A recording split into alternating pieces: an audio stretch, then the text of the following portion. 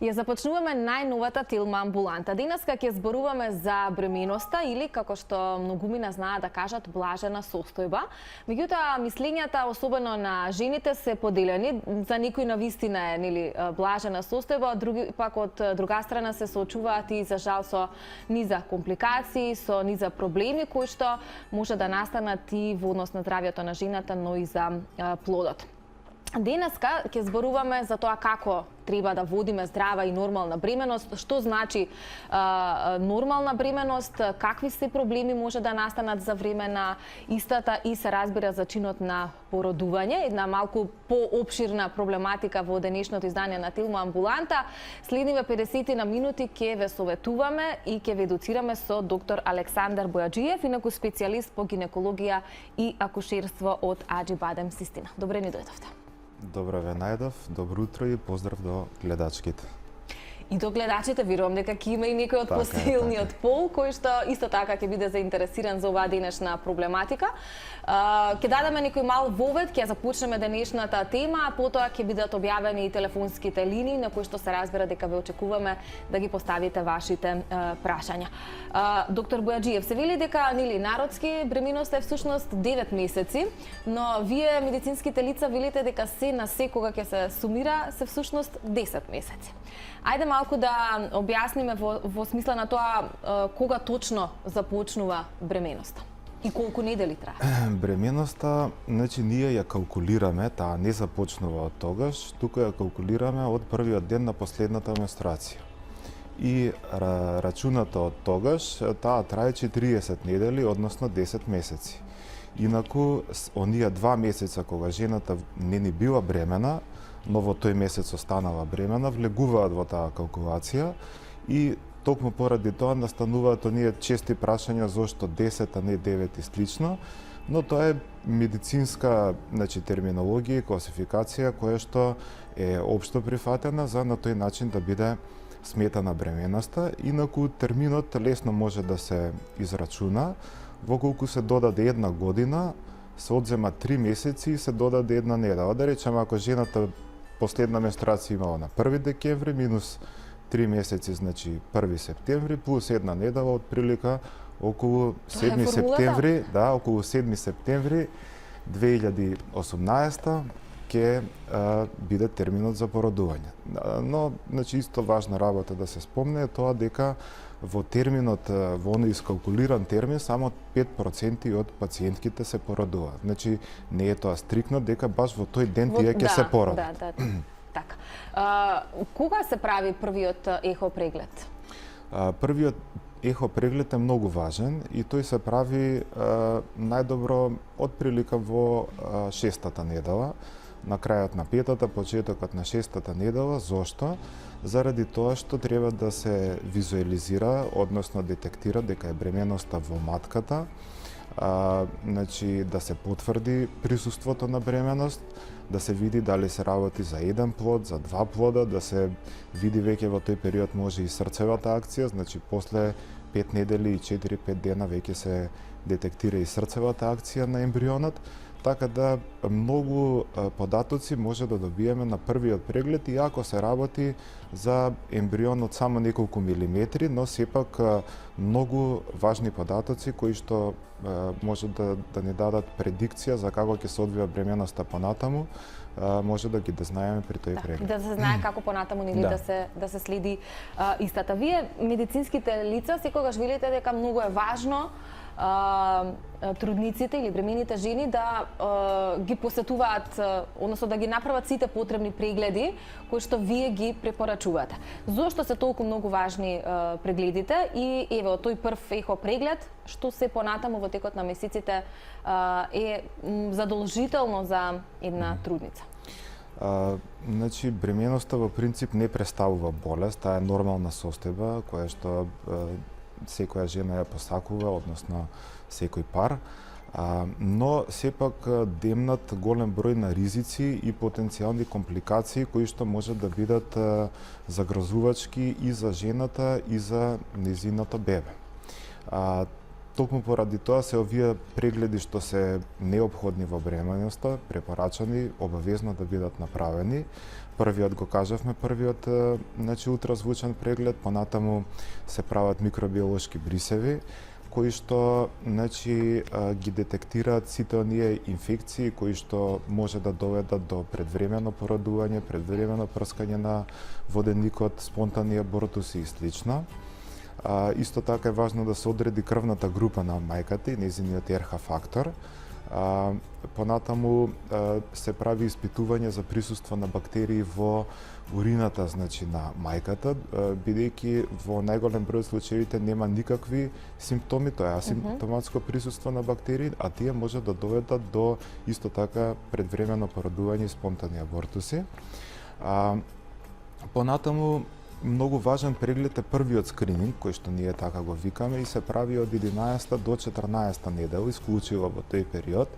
И тогаш се детектира таа една бразда позади вратот на бебето, која ја викаме нухална транслуценца, која што кај бебињата кои што имаат Даунов синдром, Тарнеров синдром, па и аномалии на срцето кај некои бебиња е зголемена над 3 мм. Значи на тој начин може да се На тој начин во тој период може да се детектираат 85 до 90% од бебињата кои што имаат такви генетски аномалии, а на никаков друг начин неинвазивен не може до тој период да ги Која недела детектира. споменавте, тоа се прави 11 до 14 недела. И воколку ја пропуштат 14-тата недела, значи го пропуштаат оној период каде што може тоа да биде откриено.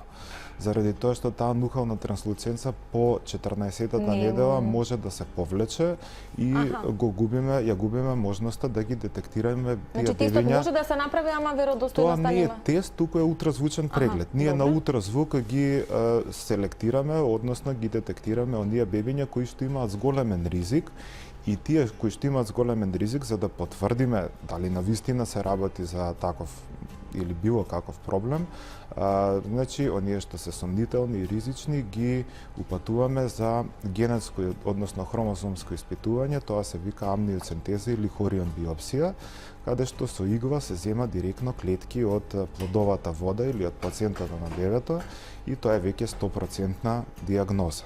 Исто во поново време има и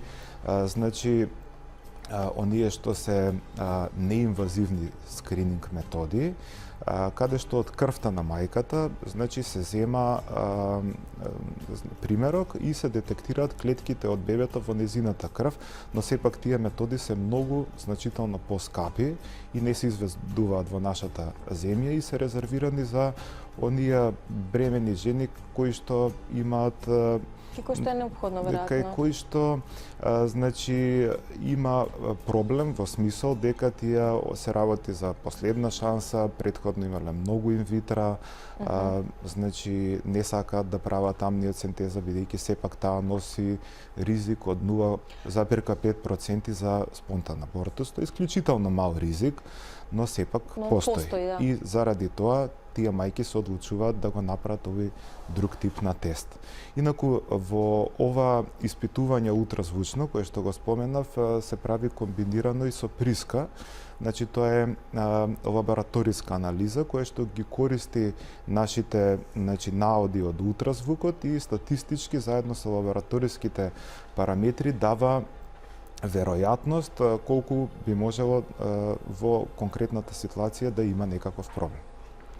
Така, веќе дадовме еден убав вовед и дел од информациите за кои што всушност ќе зборуваме во ова најново издание на Тилма Амбуланта.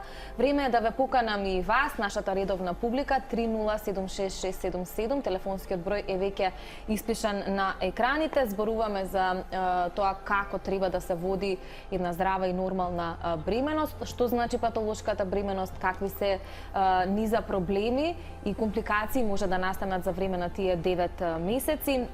и се разбира ќе дојдем и до чинот на породувањето. Стоиме на располагање со доктор Александар Бојаджиев, специјалист по гинекологија и акушерство од Аџи-Бадем Систина, да ги одговориме вашите прашања. Вие го споминавте, односно ја споминавте амниоцентезата и споминавте дека има мал ризик, односно 0,5% можност за спонтан абортус. Реално за какво испитување станува збор и каков е ризикот? Дали постои нешто друго што може да наштети и на плодот и на самата мајка? Амниоцентезата, значи, како што кажав, 0,5% исклучително мал ризик, но таму каде што има потреба, значи каде што има индикација, обавезно треба да биде направена. Од прилика се прави во 16-тата, од 15-та до 17-та недела од бременоста и се преку игла, значи се влегува во шуплината на матката и се зема плодова вода во која што има клетки од бебето и кои што, значи, клетки се испитуваат директно под микроскоп, значи да се види точната хромозомска, значи, структура, а исто така и голем број на генетски болести како цистичната фиброза, например, исто така можат да бидат испитани. Во по-раниот период, во колку има, значи, некаков значи сомнение за некаков проблем кај бебето, се прави хорион биопсијата. Таа се прави во 10-та недела од бременост и тука е за нијанса повисок ризикот од амниоцентезата, од прилика 0,5 до 1% е ризикот од спонтан абортус. Но да напомнам дека спонтаните абортуси во значи бременоста може да бидат застапени со од 20 до 80%, зависно од возраста на мајката. Така да тоа може да биде измешано и со самите интервенции кои што ги изведуваме со цел за да откриеме генетската и хромозомска структура на бебето. Кои се можеби другите најчести причини заради кои што доаѓаете до спонтан абортус? Најчестата причина е, значи, на прво место случајните генетски грешки при формирањето на самата бременост. Значи, тоа не станува збор за наследна генетика која што родителите ја предаваат на детето, туку за случајни генетски грешки, најчесто се тесно поврзани со возраста на мајката. Во колку мајката е до 35 годишна возраст, значи шансата за спонтан абортус е од 15 до 20%. На 40 годишна возраст е 40%, на 45 годишна возраст 80% од жените што ќе останат бремени ќе имаат спонтан абортус. Тоа е поради како што старее жената, така стари и квалитетот на јајцеклетката и кога неквалитетна јајцеклетка ќе формира бременост, ризикот за спонтан абортус е исклучително голем. Тоа е заради тоа што самиот ембрион е погрешно формиран со одредени генетски проблеми и природата на некој начин прави природна селекција или контрола на квалитет и тоа што не е добро развиено. Скоро секогаш во 90% од случаевите до 10-та недела во вид на спонтан абортус, најчесто како прекинување на срцевата акција или воопшто не формирање на ембрион, на тој начин се завршува бременост. Оние 10% од бременоста што ќе продолжат да се развиваат понатаму се, за жал, одредени фетуси со некаков генетски или структурен проблем. Да. Се случува и често нели да се појави срцева реакција на плодот, да. А понатаму или набрзо после тоа да ја снима и да дојде на некој начин. Да, тоа ние стручно го викаме missed abortion или пропуштен абортус на некој начин. И значи влегува во оваа група, нели, каде што ги викаме спонтани абортуси. Може да биде и од други причини, не е само, значи, случај на генетска грешка, може да бидат и одредени значи проблеми со коагулацијата на крвта, како што е антифосфолипидниот синдром, наследни коагулопатии, значи проблеми со одредени фактори во коагулацијата на крвта, како што е дефицит на протеин С, фактор 5 Лајден и слично. Значи голем број на причини може да бидат тука во игра, освен овие, значи најчестите што сега ги спомнав, може да бидат и одредени аномалии на матката, прегради, миоми, може да бидат значи инфекциите, исто така причина, но во првите 3 месеци најчестата причина е случај на генетска грешка во формирањето на ембрионот. Понатаму, бидејќи абортуси се рачунаат до 20-та недела, а 80% од нив се случуваат до 10-та недела. Понатаму може да бидат со поголем процент застапени аномалиите на матката, значи септумите, односно преградите, миомите, претходните операции кои што ја скратуваат должината на грбот на матката, како што е конизацијата, значи тоа е после 12-тата недела. Но во првите 3 месеци, значи најголем е ризикот и на некој начин тоа е среќа во несреќа, бидејќи самата природа си прави... Да, убаво кажавте природна селекција, да. бидејќи... Да, тоа што е добро развиено да продолжи да се развива. Да се развива, да. Убаво кажавте. Постојат ли некои симптоми кои што трудниците може да ги почувствуваат откако ќе забременат, значи претходно не ги чувствувале, а сепак истите не се индикација дека нешто не е во ред и со здравјето на жената, плодот и воопшто, нели? Постојат голем број симптоми што жената ги немала пред бременоста и кои што се нормални за бременоста, а ги вознемируваат жените заради тоа што ги немале претходно. Значи во почетокот тоа се... А денес со интернет технологијата си може да прочита... Да, обично прво што испаѓа е дека имаш тумор, било кој симптом да го напишеш, односно најлошото излегува. Но за да не се доведат во непотребен страф и паника, најдобро е тоа да го разговараат со својот гинеколог. Инаку ќе почнеме од почетокот на бременоста, значи најпрво нели оние нормални мачнини, гадења, повраќања кои што кај некои жени и до 15-20 повраќања на ден можат да бидат, а некои воопшто да ги немаат тие проблеми. Понатаму, значи како што напредува бременоста, може да имаат вртоглавици, особено при нагло станување од кревет заради тоа што нормално од хормоните на бременоста, а и од ширењето на крвните садови на периферијата, значи на екстремитетите, значи жените се хипотензивни, они имаат по-низок притисок во бременоста и заради тоа треба да пијат и повеќе течност и постепено да стануваат од кревет и да се движат. Токму од истата причина, значи, што се крвните садови проширени, они се осеќаат по-слабо, помалаксано. Инаку и организмот прави компензаторни механизми. До 34-та недела од бременоста се зголемува волуменот на крвта за 45% во бременоста. Значи негде 3 литри повеќе крв циркулираат во телото и токму заради тоа и паѓа и нивото на хемоглобин. Не заради тоа што бремените жени крварат во бременоста, губат крв и слично, туку заради тоа што се разредува крвта.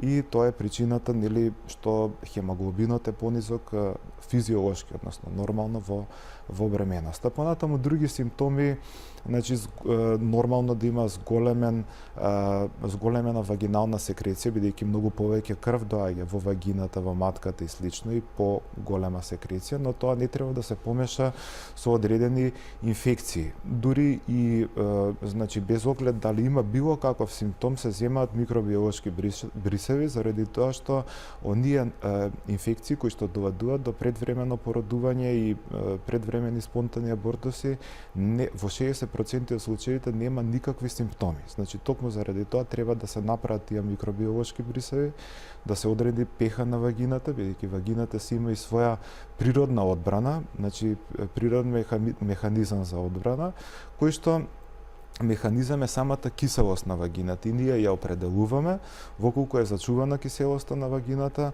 многу потешко е одредени микроорганизми да ја населат и да ја колонизират и да направат некој проблем во смисол на спонтани абортуси, компликации и слично. Проблеми со кичмата се секогаш нормални во бременост, запек, хемороиди, проширени вени на нозете, заради тоа што матката притиска на оние вени кои што ја враќаат венската крв од нозете према срцето и затоа се појавуваат и хемороидите и проширените вени. Исто така проблеми со уринарниот тракт, заради тоа што матката е огромен орган во бременоста, притиска на тие, така да кажем, уретри, односно цевчиња кои што ја спуштаат мокрачето од бубрезите до бешиката и особено десната страна е тоа поизразено, каде што може да настане и хидронефроза, односно заостанување на урината во бубрегот, зашто исто така има решение, значи во колку се обратат на нивниот доктор, односно гинеколог. Голем број други симптоми, значи може да има глад за воздух после 34-та недела, бидејќи матката притиска на диафрагмата, може да има желудочни проблеми, киселини во желудникот, бидејќи желудникот е значи хоризонтализиран и е избуткан и на тој начин заостанува киселини во желудникот. Само предпоставам дека и така натака, дека имат гледачите прашање. Имаме гледачи, се надевам дека беа и трпеливи. Добар ден. Ало, добар ден. Поздрав од телевизијата. Поздрав до вас, повелете. Вака, јас имам две прашања, можеби не се во контекст на темава, но еве Ајде да слушнеме. Вака, првото прашање ми е имам полуцистични јајници. Дали е можност за бременост, пошто имам и вишок на килограми. На која возраст сте? 31 година. Добра. Тоа е првото прашање, а второто прашање исто немам редовно циклуси. Тоа се случува по 5-6 месеци, но пред 1 месец ми се случи 2 пати во месецот по 7 дена да добијам, 7 дена да немам и 7 дена пак да имам. 2 дена после пак ми снема, после 2 дена пак добив. Дали е тоа некој знак на нешто или како може да добијам одговор? Не, се е јасно. Ви благодарам. 20% од жените имаат полицистични јајници, има и неколку различни форми, но значи тие многу често полицистичните јајници одат со неправилни циклуси, некоја жените можат и 6 месеци, година дена да немаат месечен циклус. Значи циклус, што е значи во склоп на полицистичните јајници. Исто така по зголемената значи телесна тежина е во корелација со полицистичните јајници заради тоа што масното ткиво влачи еден хормон што се вика лептин, кој што е многу сличен на естрогенот, на хормонот што се ствара во јајниците и организмот на жената мисли дека јајниците функционираат добро и не прави стимулација, значи хипоталамусот, односно таа жлезда во мозокот на јајниците. И токму поради тоа нема овулации.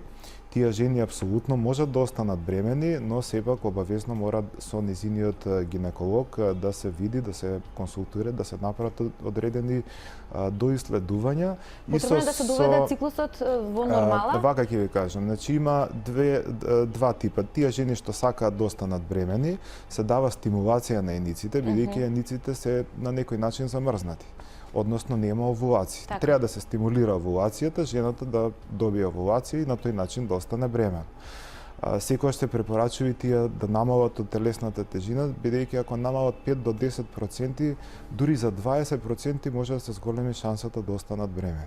Така да тоа е се во една тесна корелација, тука се многу хормонски механизми испреплетени што може буквално 2 емисии за оваа тема да зборуваме, а оние жени што не сакаат да останат бремени, на нив им се даваат значи орални контрацептиви за да бидат регулирани циклусите, за да значи немаат зголемена влакнетост, масна кожа, акни, кои што исто така може да се јавуваат кај оние жени кои што имаат полицистични јајници. Тројца гледачи ми велат, ајде еден по еден, ќе ги вклучиме и ќе ги сумираме прашањата. Добар ден. Добар ден. Повелете, ве слушаме. Се јавувам да ве прашам во врска со бременоста и со ХПВ вирусот. Добра. Што конкретно? Дали прави некој проблем тоа? Добра. ХПВ-то, дали смета на бременоста? Добра, ви благодарам. Останете на тилма да ги слушнеме прашањата и на другите двајца. Добар ден. Добар ден. Поздрав, повелете, ве слушаме. Добар ден, едно прашање вака. Бремена сум 37 недела. Добра. Минатата недела за прв пат имав малку покачен притисок. Колку? Слободно прашајте си. Вака, притисокот ми беше 160/100 од прилика, добив терапија, метилдопа, 4 пати на ден. Сега, дали ова би била пречка за природно породување, дали би морало да додам на царски рез и бидејќи се наближува веќе породувањето? Добро, поздрав и до вас, ќе добиете одговор. Ајде уште еден гледач, добар ден. Добро, ни се исклучи гледачот, може да одговориме за... Да. Значи, за прво За за HPV, HPV дали- и бременост, 90% од луѓето ќе дојдат во контакт со HPV-то. Бидејќи има Дури многу типови видови? Има многу типови видови, многу пренослив вирус, исклучително пренослив, исклучително чест, дури да има ЦИН-1, ЦИН-2, значи во бременоста нема да има проблем да се износи бременоста до крајот. Не само присуство на HPV, туку дури да има на најлесен степен на промена на клетките на грбот на матката, ние што го викаме преканцероза. Воколку има кондиломи, значи на влезот на вагината или во тој предел, зависно од нивната големина и слично, во тој случај може да биде препорачан кога ќе дојде терминот за породување и породување со царски рез, но едноставно само присуство на Тоа се да не дојде HPV, во допир плодот со... па да, но тоа, тие кондиломи со може да кондиломите? бидат исклучително крти, големи, крвјолести и да крварат, а и второ за да не дојде плодот во контакт со HPV при нормалното породување. Од друга страна, значи, за второто прашање, што беше на гледачката, за Спомена дека е во 37-ма недела. 160 со 100 притисок, тоа е веќе, значи, зрело бебе, дојде најбременоста до скоро самиот крај. Таа болест која што обично доведува до покачување на притисокот во бременоста, ние ја викаме преекламсија и заедно со покачување на притисокот оди губиток на протеини, значи исто така... Тоа е некоја нормална појава или... Не е нормално. Тоа е една од најопасните појави кои што може да се случат во бременоста, но има различни форми. Сега најопасните форми се вуат многу порано, кога веќе и плодот не е зрел, значи 26-та, 27-ма недела почнуваат да се развуваат кај некои жени за жал многу нагли и бурни симптоми во смисол исклучително висок притисок 240 со 120, каде што е исклучително важно што побрзо да се заврши бременоста, заради тоа што тие соединенија кои што доведуваат до тој зголемен притисок, оштетување на бубрезите и слично, се лачат од плацентата која што го рани бебето. И заради тоа е неопходно бременоста што побрзо да се заврши. Сега кај пациентката таа дошла до 37 недела, значи веќе е бременоста доведена до крај, во колку нема други лабораториски знаци, значи како протеинурија силна, како значи губиток на протеини во макрачата, како покачување на јетрените ензими и слично, во колку притисокот е добро контролиран и во колку поволен е вагиналниот наод, значи крвото на матката е размекнато, подотворено и слично, нема да има пречка во колку е под контрола притисокот да се породи природно, дури е и попрепорачливо. Но во колку треба исклучително брзо да се породи, заради тоа што настапил некој нагол скок на притисокот, не е контролиран притисокот, има лабораториски отстапувања, тогаш не смее да се чека и мора, значи, да се поради со царство. Така. Добар ден за следните тројца. Добар ден. Слушаме, повелете. Вака, се јавувам во врска со бременоста моја. Сега веќе бебето веќе 4 месеци, но кога бев бремена на 3 месеци на контрола за крвта, излезе дека имам хепатит Б. Потоа се следеше хепатитот, неколку пати во лабораторија излезе дека тој се зголемува, а потоа кога пуштивме крвта во ману, излезе дека го немам вирусот хепатит Б. Откога се породив, ја направив пак контролата и излезе дека немам вирус, па сакам да го прашам докторот од каде такви сознанија дека имав хепатит Б, а уствари го немам. Добро, ви благодарам, останете на Тилма. Добар ден за следните. Добар ден. Дали го имаме следниот гледач на линија? Ало. Малку само погласно ќе ве замолам да зборувате, ве слушаме, повелете. Ме слушате? Да, во програма сте, повелете. Ме интересира за појава на хематон во рана бременост. Добро. Покрај терапијата од прогестерон, утрогестан, дали понатака постои некој ризик и како се појавува, зашто се појавува хематон, кои се причините? Ќе објасниме све за тоа. Добро, ви благодарам. Дали е следниот се уште на линија? Добар ден. Ало, добар ден. Повелете. Поздрав до вас до студијето и до докторот. Поздрав и до вас. Значи, се јавува пациентка која пред 3 месеци беше породена на ГАК поради покачен притисок и развивање на преекламсија. Добра. Значи, по породувањето бебето почина по 3 дена и јас добив длабока венска тромбоза. Значи, добив тромбови низ целата десна нога. И сега сакам да го прашам докторот дали при наредна бременост, значи преекламсијата и длабока венска тромбоза би направиле повторно проблем. Да. Инаку бев породена како преку ноќ, значи ми се качи притисокот, јас имав притисок 90/60, притисокот ми се качи 140/100, изби крв преку носот и бев породена пред време. Во која недела? Во 29-та недела и 5-ти ден. Така. Ви благодарам многу, жалам за животната ситуација во која што сте се нашла. Ќе добиете образложение од доктор Бојаджиев. Еве, ја прво на последната пациентка Добра. ќе ја одговорам. Значи, тоа е како што спомнав претходно. Значи, една од најсериозните работи кои што може да се случат во бременоста.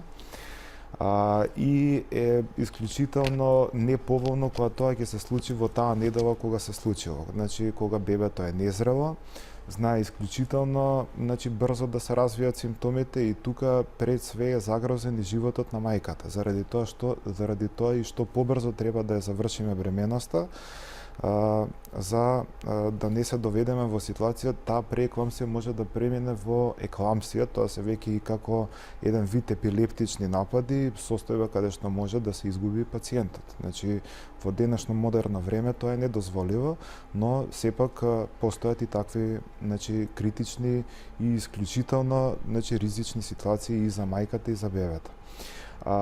За следната бременост, значи, се препорачува сите пациентки кои што во претходната бременост имале ваква состојба, односно преекламсија, да бидат на терапија со аспирин, а по препорака од трансфузиолог и евентуално и клексан во почетокот на бременоста, бидејќи аспиринот овозможува плацентата да врасне, односно да се всади во матката поправилно, односно подобро. Се смета дека преекламсијата настанува како последица на недобро врасната плацента во матката, недобра циркулација, недобро поврзување на крвните садови на плацентата со крвните садови на матката и токму поради тоа излачување, односно ослободување на одредени фактори во циркулацијата кои што ги прават сите овие компликации и проблеми. Значи, тоа значително може да го намали ризикот и не значи дека ќе се повтори пак истата состојба во наредната бременост. После колкав период препорачувате опоравување па започнување нова бременост? Па минимум 6 месеци, значи не би смеела пациентката да остане на бремена, но бидејќи има длабока венска тромбоза, значи она сигурно е под терапија одредена антитромботична, препорачена од трансфузиолог, така да зависно од состојбата, прво сигурно тоа ќе треба да се следи, да се види тромбот комплетно да се повлече, па после тоа да се размислува воопшто за бременост, така да сигурно не во скоро време. Така. Второто и третото прашање, ова што беше може за хепатит Б, сигурно се работи за лабораториска грешка, бидејќи постојат брзи скрининг тестови за хепатит Б, кои што само даваат веројатност, односно не се 100% диагноза. Бидејќи кога ќе се направат тие, тоа ние да ги селектираме тие пациентки кои треба да се доиследат дали навистина имаат хепатит Б. Така да претпоставам дека се работи за таква ситуација и штом во ману направила испитување, пациентката сигурно, значи, нема хепатит Б. Има и два типа, значи дали некогаш претходно била во контакт со хепатит Б или има активен хепатит Б, но тоа претпоставам све е испитано во ману и она не била никогаш во контакт со тој вирус. За хематомот во рана бременост, зошто се појавува и реално кои би биле ризиците Хематом понатаму? во рана бременост е многу честа состојба, но може да биде исклучително голем тој хематом и дури да ја одлепи бременоста од нејзиното лежиште и да настапи спонтан абортус. Значи, кога има хематом во рана бременост покрај прогестеронот, што нели го даваме, има неколку различни форми, се менува медицината, се прават нови истражувања и слично, се определува дека одредени форми веќе не се толку ефикасни како порано, дека има нови типови на терапија кои што значително се поефикасни, не е секој прогестерон исто ефикасен. Но во најголем број од случаевите тие хематоми се повлекуваат. Може хематом да се појави и во понатамошниот тек на бременоста. Во најголем број од случаевите тие се повлекуваат во колку пациентката бива на терапија со аспирин, додека не се повлече хематома, треба да се прекине терапијата, бидејќи значи аспиринот го даваме за одредени состојби и е многу важен, но може да ја зголеми веројатноста за крварење и во колку има веќе хематом, тој треба да биде прекинат. Во понатамошниот тек на бременоста, значи, може да настане како последица на одлепување на некој крвен сат од плацентата, синус маргиналис, значи некој маргинален крвен сат од плацентата и слично, кој што може да доведе до хематом, дури може и да се створи хематом под плацентата во покасната бременост, една веќе посериозна работа што се вика абрупција на плацентите, и тоа да ја одлепи плацентата, да ги потроши факторите на коагулација на крв во телото и никако не смее да биде превидена. Но во рана бременост, значи далеку од нешто толку страшно, но сепак мора да се контролира се додека тој не се повлече, затоа што може да доведе во кога станува збор за голем хематом до спонтан абортис. Компликации, да. Се надам дека гледачките се задоволни. Имаме нови кои што чекаат. Убаво рековте вие ќе биде ова емисија за гледачки. Добар ден за следните. Добар ден. Повелете, ве слушаме. Вака. Јас покасно се вклучив во програма. Ме слушате? Да, ве слушаме. Само ќе ве замолам да го намалите тонот на ТВ приемникот. Добро. За да имаме поубава комуникација. Вие сте наред, ќе ве замолам да го поставите прашањето. Да, еве намалувам телевизорот, го намалувам. Како што кажав, покасно се вклучи во програмата и ова се однесува, како гледам, за бременост и општо патолошка бременост. Меѓутоа, јас откако го пуштив телевизорот, мислам покасно, ме слушате, не? Ве слушаме, да, ајде. Слушнав дека некоја гледачка имала кондиломи. И не знаев дека тоа ќе ме засегни мене, односно затоа што и јас истото го имам, ама јас сум веќе во години, 74 години. Првиот кондилом што го добив, тоа беше во средна, кога бев во средна школа, и после тоа јас не знам кога, изгледа, не се сеќавам сега, не знам дека вакво нешто ќе ми се случува во животот. Тој кондилом, што јас бев на гинеколог тогаш, тогаш бев се уште девојка, и ми рече дека ова се развило во текот на растењето, на развојот. Господје, може ли да ве замолам со конкретно прашање, бидејќи малку сте можеби надвор од темата, бидејќи има и други гледачи кои што чекаат, па сакаме да им излеземе во пресрет на сите. Значи, со гинеколог сакам само едно кратко прашање. Ајде. Сега, тоа се јавува, значи, на гениталите. Добро.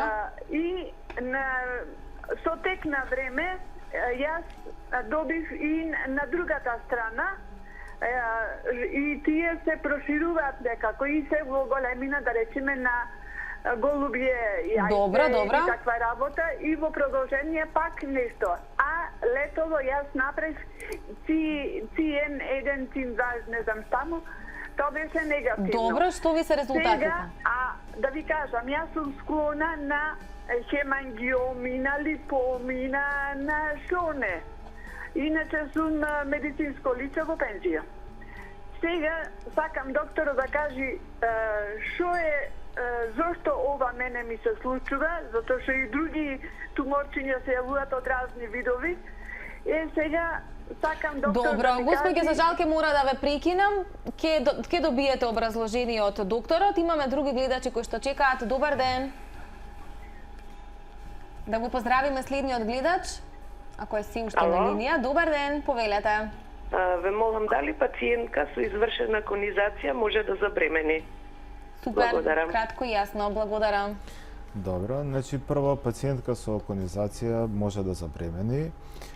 Второ, исклучително е важно конизацијата да е извршена што по-минимално за бременоста да се износи до крај. Значи, не е веќе важно како порано да се отстрани огромен дел од грлото, на некој начин тоа да биде ампутирано, затоа ние се трудиме исклучително мал дел од грлото, најминимален што е да биде изведен, за да бременоста без проблем се износи до крај. Често во бременост тие пациентки захтеваат, значи, да биде ставен сарклаж, за да се износи, бидејќи статиката на грлото на матката со самата операција е намалена, за да бременоста се износи до крај, а за оние пациентки кои што за жал е направена таков на тој начин ампутација, односно отстранување на огромен дел од грлото, од скоро време, значи од пред неколку години за прв пат во нашата болница почнавме да во Македонија, значи почнавме да правиме и абдоминален сарклаж, значи сарклаж кој што се изведува од горниот дел на матката и на тој начин да им овозможиме на пациентки кои што имале по 6-7 значи абортуси како последица на тоа отстранување на грлото на матката да ја до износат бременоста до крај. Инаку ако се ампутира или се отстрани голем дел од грлото, значи тие пациентки можат да имаат и заостанување на крв во матката и други компликации после операцијата. Затоа е исклучително важно, значи, таа операција што по конзервативно да биде извршена. Инаку може да останат бремени.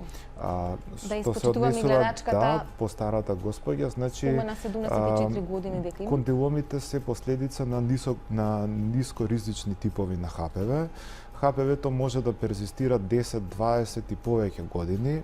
Тие се одреден вид на генитални брадавици кои што се од нискоризичен тип на вирус предизвикани и тие не прават поголем степен на промени воколку има постоење само на ХПВ од низок ризик. Кај постари жени треба да се додиференцира, да не случајно станува збори за нешто друго. Често знаеме да земеме и биопсија од промената, а најдобро воколку станува збор за големи, значи промени крафиолисти, тие да бидат целосно отстранети. Ние зависно од какви промени станува збор, може да ги отстраниме, може со ласер, на некој начин како бришење со гума, значи самата промена многу лесно, едноставно се отстранува и таа која ќе биде отстранета најчесто, значи целосно од сите делови, значи во пределот на вулвата не се повтора. Така, ајде уште еден гледач и ќе треба да го заокружиме ова денешно издание. Двајца ми велат, ајде двајцата ќе ги испочитуваме. Добар ден. Во програма сте, повелете. Трудница во 14-та недела од бременост. Сакам да прашам, имав настинка и примав антибиотик 7 дена. Кој? Дали тоа е нешто штетно за плодот? Кој антибиотик? Антибиотик лендатин, Добро. преку инфузија. Нема проблем, втората гледаш. Ајде, добар ден, на следниот. Добро, се исклучи. Значи, има антибиотици кои што се докажани и апсолутно дозволени во бременоста. Така да лендацинот е еден од тие и нема да има никакви проблеми по бебето. Така да не се грижи. Нема простор за паника. Спонтано породување или породување со царски рез? Кои се предностите и маните и на едното и на другото и зошто некако во последно време имаме се повеќе породување со царски рез? Па, значи, тоа е во целиот свет породувањето со царски рез во нагорна линија. Дури во Америка за 10 пати е зголемен процентот на царски рез во последниве 30 години, да кажеме. На што се должи? Од 4% на скоро 40%. Се должи на повеќе фактори. Прво, возраста на пациентките се зголемува што остануваат бремени, со тоа и придружните болести. Многу поголем број на парови пред 30 години скоро и да не се правило инвитро, сега се прави.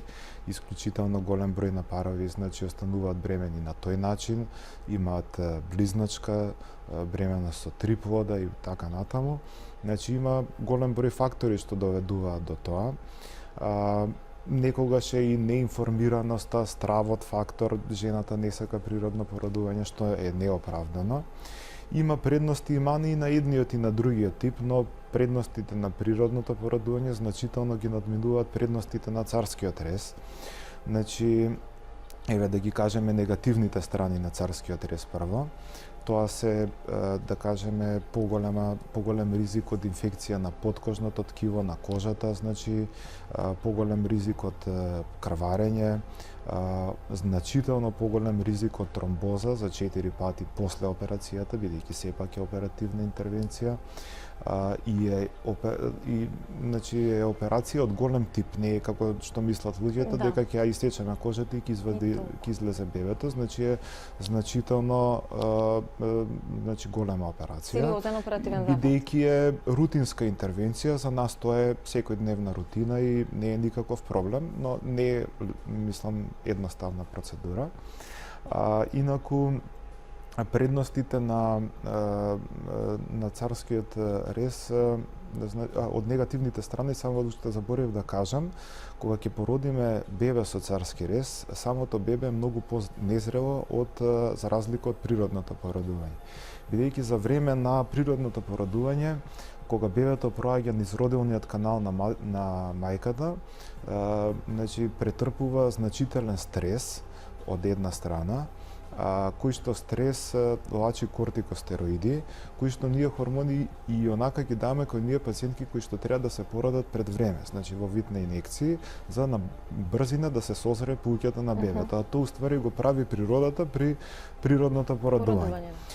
Тоа е едно. А втора работа, значи при самото проаѓање на бебето низ родилниот канал се истиснува слуста која што е во пуќата, значи бебето има многу подобар старт во старт од која ќе се породи.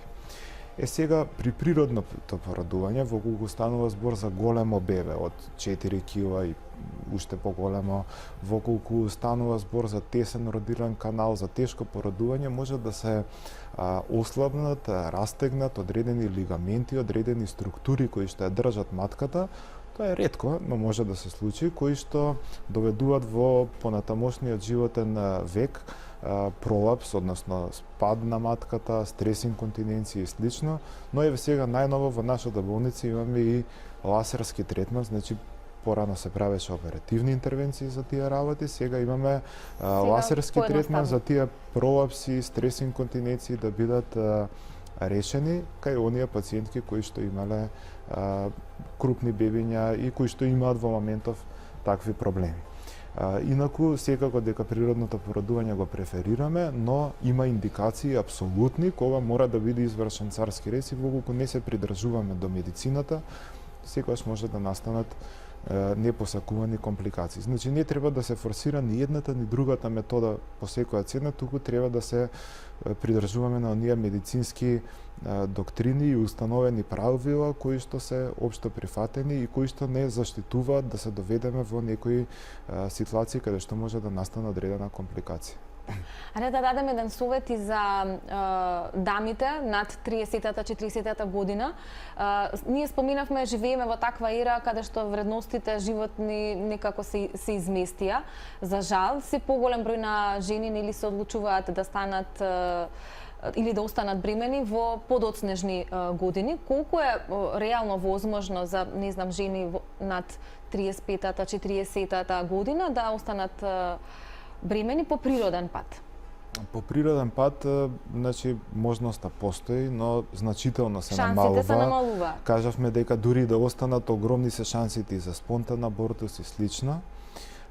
сепак не може да им се наложи на жените кога да останат бремени, тоа се животни приказни во прашање и моменти кои што секој сам си знае кога е вистинското време за него и вистинскиот момент и вистинската личност, така да медицината толку брзо оди напред, што сега веќе не се изместија, туку се поместија границите, значи возрастни, и едноставно тоа е трендот во целиот свет, а ние не може да одиме спротивно од тоа, а како доктори имаме многу повеќе решенија од порано, за да, значи, сите жени и оние кои што сакаат да останат бремени и оние кои што останале бремени, да ги направиме среќни со нивното бебе.